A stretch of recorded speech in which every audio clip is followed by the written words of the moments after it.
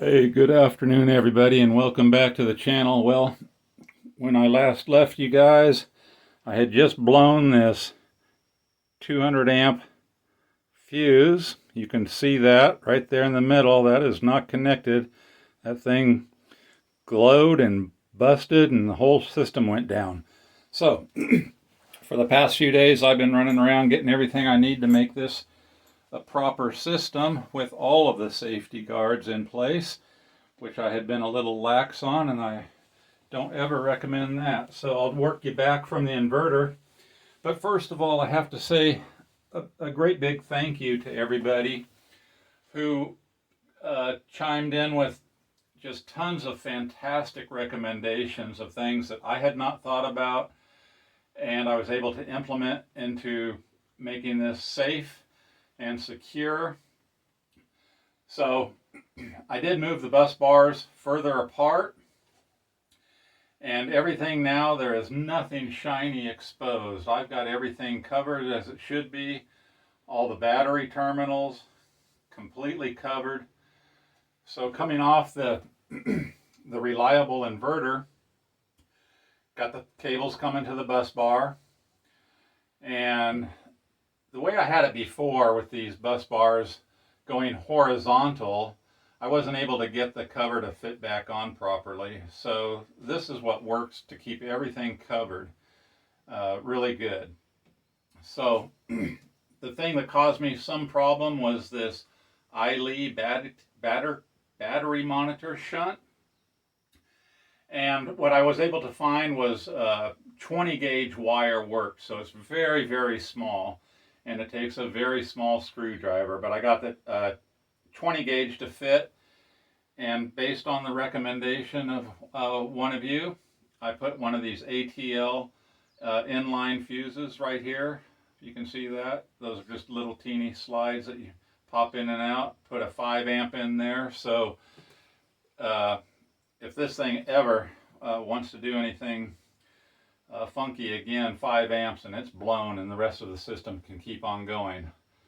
Big thanks for that recommendation. A couple of you suggested that, and I did that and feel good about it.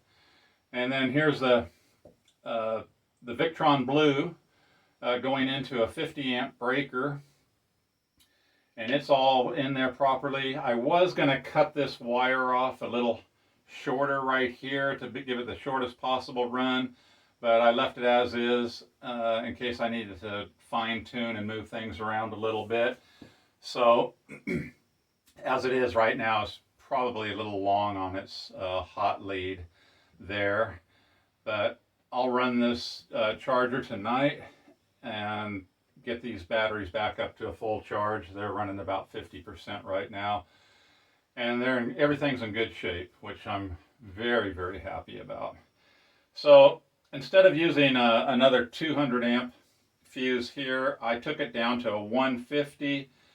I didn't like how the bolts were exposed, and in fact I took a lot of time today in making sure I have nothing shiny exposed.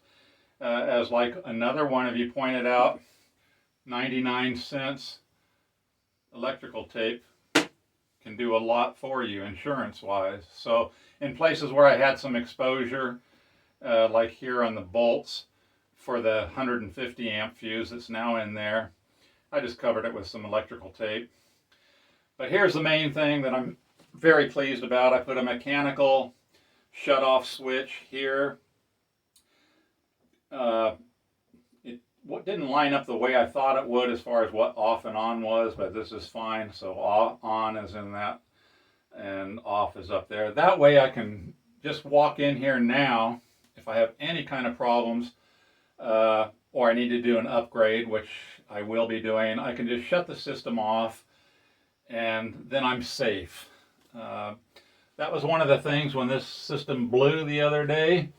As it was blowing and things were sparking and making noise, I just kind of stood here like a deer in the headlights and had to wait for the thing to shut down on its own. I had no manual shut off switch.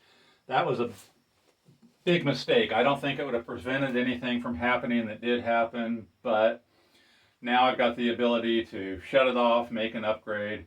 If there's any kind of a problem, I come in here and shut it off real quick. I do have a disconnect on the other side of this wall for the solar panel array. I'm going to put another mechanical switch right about here for that, so I can just do everything right in here. Come in here and shut the panels off, shut the power off, do what I need to do.